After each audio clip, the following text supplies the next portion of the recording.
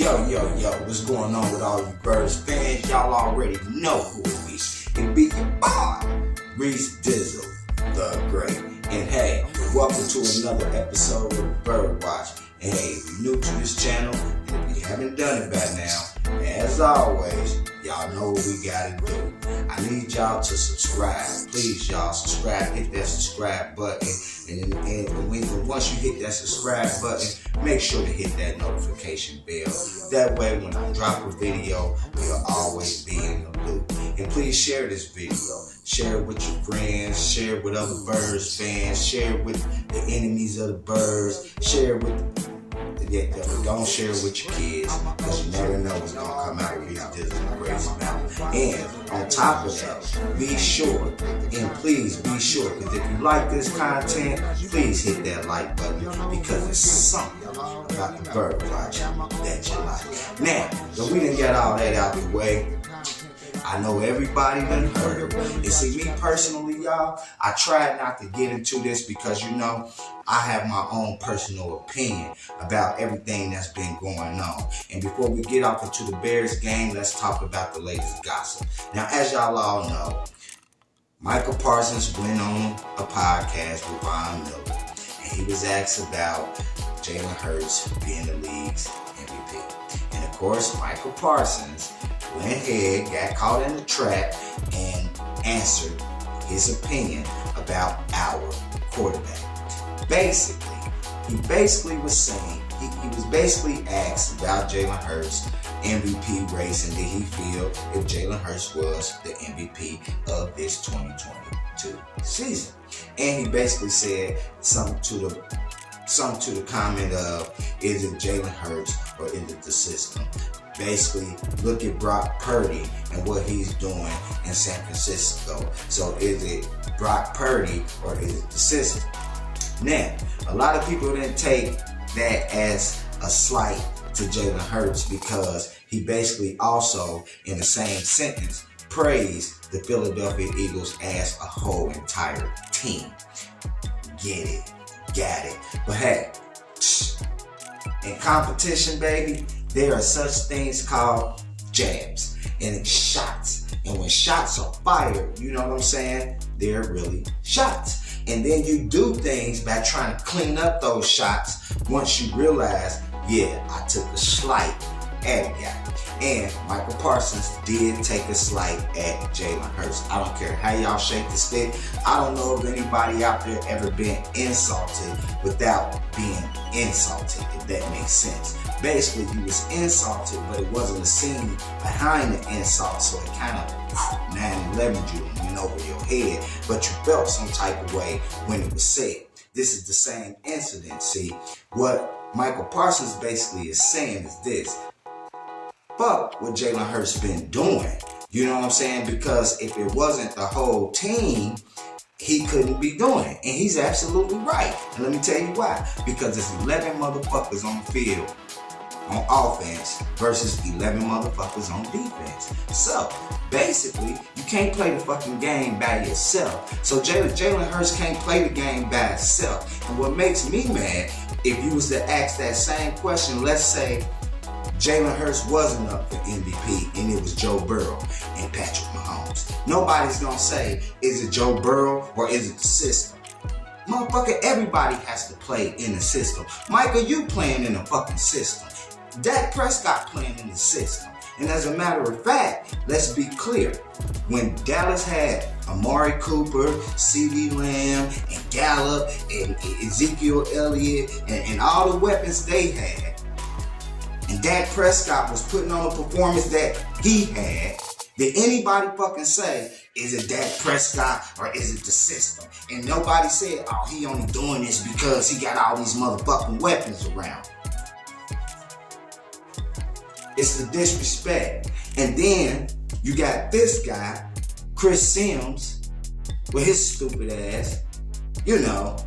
Now he trying to throw in the fact that if Gardner Minshew was in this lineup, this team would still be sitting at 12-1. Well, let's get this understood. Jalen Hurts has been so much of a weapon that teams have to literally game plan for him. They have to scheme for him because he can hurt you in so many fucking ways that they have to scheme for him.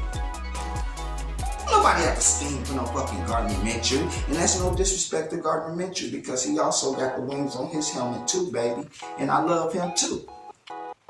But don't act like, you know what I'm saying, that it's just everybody else and it's not Jalen Hurts too. Jalen Hurts is the centerpiece of this team. How is it if you're gonna say it's everybody else and not Jalen Hurts? Okay, I thought a team was built around who? The quarterback. I thought the quarterback was supposed to be the leader of the team. If you don't have a true leader, and Carson Wentz proved that, I don't give a fuck who you got. You can't elevate the next player's game. So, okay, yeah, you may have this player and that player, but if you ain't no leader yourself as the vehicle of distributing the ball to the other players, then I mean, goddamn, it really wouldn't matter who you had. The quarterback ain't a true leader. We see that across the NFL. When the quarterback is not a true leader, I don't care who they got. First person that they blame is who? The quarterback. So when you talking like that, you're not making no sense. Don't try to discredit what this young man done did. Don't try to discredit the fact that he's breaking records. Because nobody saw it coming, me included. Nobody saw it coming. So all the people who opened their mouth way before the dude actually had an opportunity to really play in the same system for 2 consecutive seasons and playing his ass off, and you talked all your smack before he had that opportunity, he's proved you wrong, and you just can't accept that you're wrong. Y'all just can't accept that you're wrong. Well, Dizzle can admit, I'm the great. And I'm wrong, baby. Jalen proved me wrong, but I never truly doubted him. I always said, give him a chance. I never thought he'd take the leaps and bounds that he did, but hey, I'm glad he did it, baby. Then the boy is a workhorse. You can ask any player on that roster, where's Jalen Hurts? He ain't in the fucking nightclub. He ain't even at home playing Madden. He at the NovaCare complex. Putting in that work. Putting in that necessary work. And nobody was saying that about Dak Prescott. Nobody say that about Joe Burrow. I'm not trying to take away none of them guys' work ethic because I'm quite sure that they put in work. But Tom Brady get a whole lot of credit for studying film and getting better at his craft. But nobody want to give Jalen Hurts his credit. Oh, he got all these off the field intangibles. He's a good leader. But that's about it. They don't talk about the fact that the boy done got better in the pocket. He ain't just a one-trick pony, which they thought he was, just a simple running quarterback. That's all they gave him credit for. And now that he's beating people in the air, obviously he got a 1,000-yard receiver and one that's about to follow up and skinny Batman. And Quez is up there too. And Dallas Goedert, everybody know he would have got 1,000 had he not had to miss these 4 games that he been out. So he's passing the ball, hitting 7 different receivers in the first half of a game. It's serious. You don't want to give him credit, but guess what? Your ass can't help it. Because Jalen Hurts is indeed the league's MVP. And y'all bitches gon' hate it.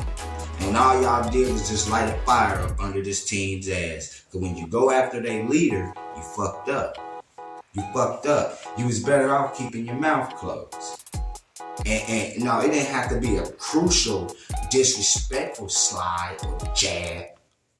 Jabs are meant to set you up for the big hook. So what Micah did was through a jab. That's all that shit was. And then C.Simms trying to follow up with a big hook with that bullshit. Don't nobody want to hear that crap, man. Because it don't make sense, number one. You can't name not one quarterback that ain't played in the damn system. Why the hell you think they gotta if they get traded, they got to go to another team to learn the playbook and the terminology and all that shit. You just can't plug and play. Tom Brady couldn't come here and play with this playbook the way we do it. As great as he is, he couldn't just come in, get in Jalen Hurts' spot the way we got this offense set up and do what Jalen Hurts is doing. And Jalen Hurts can't go to Tampa Bay and run the offense the way Tom Brady does. It's not set up like that. So it's always assists. Get your head out your ass. Quit trying to make headlines, pimping. This the BIRDWATCH. We don't play them games around here. We love the birds. You fucked up. Now, we done got all that off our chest. Let's talk about the Chicago Bears, y'all. Because hey, besides all of that BS and all that drama they trying to do to our team, we got a real live mountain to climb. They call this a trap game. And you know, the beautiful thing about the Philadelphia Eagles is they're not looking past the Chicago Bears. And that's good news to know that this team is able to focus on the task at hand. Hey, give it to you like this. The Chicago Bears are in the NFC, and in order for the Philadelphia Eagles to show their dominance, they got to whoop on every last NFC team. I don't care if they're from the East, the North, the South, or the West. We got to take care of business anytime there's an NFC opponent on the field. Now, we know that the Philadelphia Eagles are favored to win this game, and this is a game that they should win. But the Chicago Bears do have Justin Fields, and as y'all all know, that Justin Fields, hey, is the leading rusher amongst quarterbacks this season. Yeah, Justin Fields can also rush for 1,000 yards. How about Miles Sanders? Congratulations on him getting his 1,000 yards rushing for the first time in his career. Now, but let's get back to the Bears. Justin Fields has improved this season better than last season. It's the Chicago Bears that's failing Justin Fields in my eyes. Justin Fields can be quite dangerous. He's another little scrambling Kyler Murray moving joystick type quarterback, you know what I'm saying? And don't be alarmed if Justin Fields get off a few big runs on us, because I'm gonna tell you like this, he's about all the Chicago Bears have going on right now. You know, they pretty beat up, you know what I'm saying? They got a whole lot of key players out. You know, it's not looking good for the Bears this week versus the Eagles, but they can still cause some havoc. And hey, on any given Sunday, anything can happen. So the Birds have to stay on their game. Now, on defense, I think all we have to do, as always, do what we always do. And this time, try to focus on Justin Fields. Try to keep Justin Fields in a position to where, you know, we pretty much can keep him contained a little bit, per se, if that makes sense. But we want to try to keep Justin Fields in a position to where he has to throw the ball. That always works into the Philadelphia Eagles' favor. Now, as always, on offense, we need to jump up on the scoreboards as quick as we can, at least back 2 to 3 touchdowns. We don't have to be greedy. We don't have to embarrass them and try to do what the Dallas Cowboys are known for doing when they know they're a better team than the opposite team.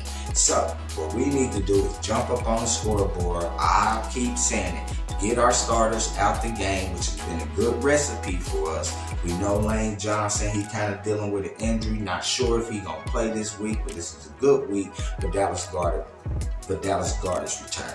So we want to see what Dallas Goedert got going on, see if he's sharp, a little rusty, you know. So this game is still important. We want to win it.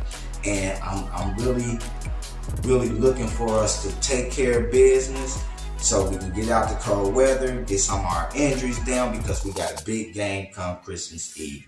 And it's the big showdown that everybody waiting on. It's going to be the game that's going to answer a lot of questions for a lot of people. And I just really think we need to just focus on the Bears. I think the Philadelphia Eagles and Nick Sirianni is doing a great job at that. And I think we just going to get in this game, get in position to lock this whole thing up, And like I said, we need to get our starters out of the game quick, jump up on the scoreboards, play solid defense, and keep Chicago from not scoring a lot of 3-and-outs. Keep Justin Fields contained the best we can, and try to walk up out of Soldier Field without no injuries. And hey, I hope each and every last one of y'all enjoy the game. And as always, until next time, y'all.